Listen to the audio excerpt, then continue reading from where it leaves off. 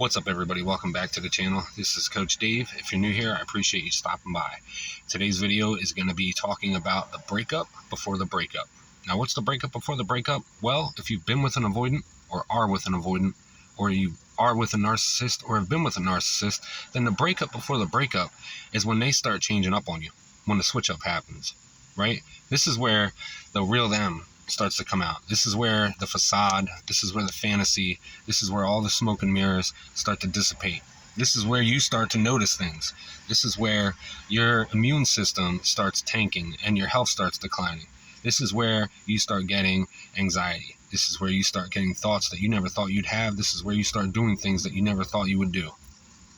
This is where you got a job that you didn't know about, becoming a private detective, so that you can figure things out, because you ain't going to get no answers. Usually when this happens, it's time to leave the relationship, because they are entertaining somebody else. They are seeking somebody else external from the relationship. And why do they do this? Because for whatever rhyme or reason, you're boring now. You're not the one, and they want to find it. And like I said in a previous video, if somebody else has something that sparks their interest, they're going to fucking ride that all they can and think that they're just going to be this exemplified person that they just deem the one. And you, my friend, are on the back burner now, just getting some breadcrumbs, just enough to douse the flame so that you don't go out, but you still burn for them, and you hold on to hope that might not even matter. And they will just lead you on because, again, you're the safety net. And if they need something to fall back on, they're going to do that. And they're going to say, you know what? I entertained this other person, and even though I know that's wrong, it's still okay to me because it proved that I'm staying with you and I love you because this person wasn't better than you. Who the fuck thinks that's okay to do? Well, apparently they do. So when they're withdrawing, when they start getting secretive with their phone, when they don't talk as much, when they don't reply to your messages till hours later, if at all, when it's just not the same anymore, when you feel like the connection's gone, that unbreakable, unfathomable love that you thought, that deep connection, that deeply rooted everything that you've never felt before with this person, that's when there's somebody else. That's when they're taking all that, everything that they used to give you, and just started taking away overnight, and they're pouring it into this other person. And the more that bond with them grows, the less you get, the more they get. That's just how it works. And it's at this point where all those things happen to you. You might start going through their phone. You might start getting jealous. You might start doing things you didn't do before, like rolling by their work to see if they're actually working or if they're even there at all. You might start doing things that you never thought that you did before. And as I said, you just got a new job being a private eye so you can figure things out, because you ain't getting nothing from them.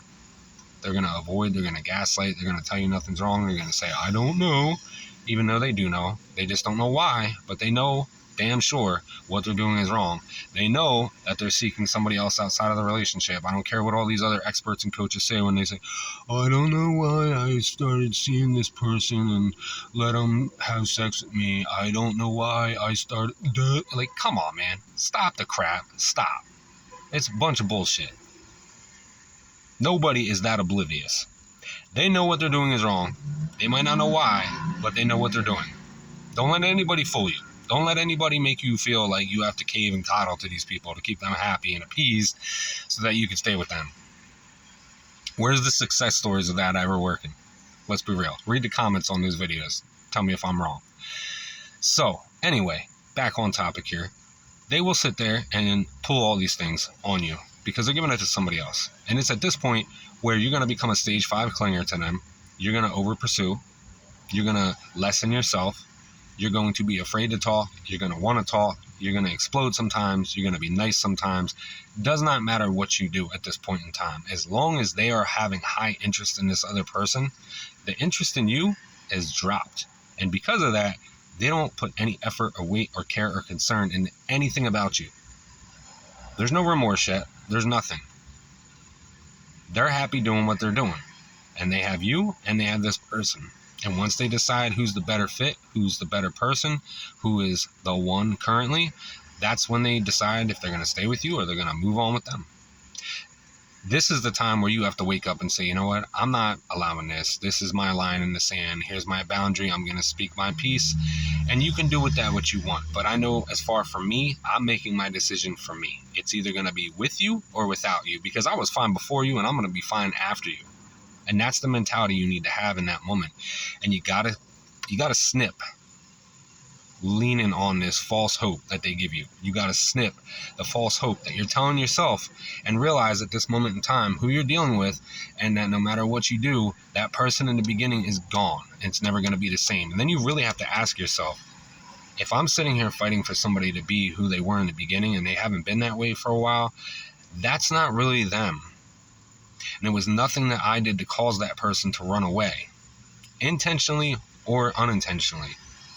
Despite what they think, despite what they do or don't tell you, you have to think about you in this one. And you have to decide what you will and will not allow in your life, what you will and will not tolerate. And are you really going to be happy having this person who went outside a relationship and was entertaining somebody else coming back? Are you really going to be able to trust them again? Are you going to be able to believe a motherfucking word that they say? No.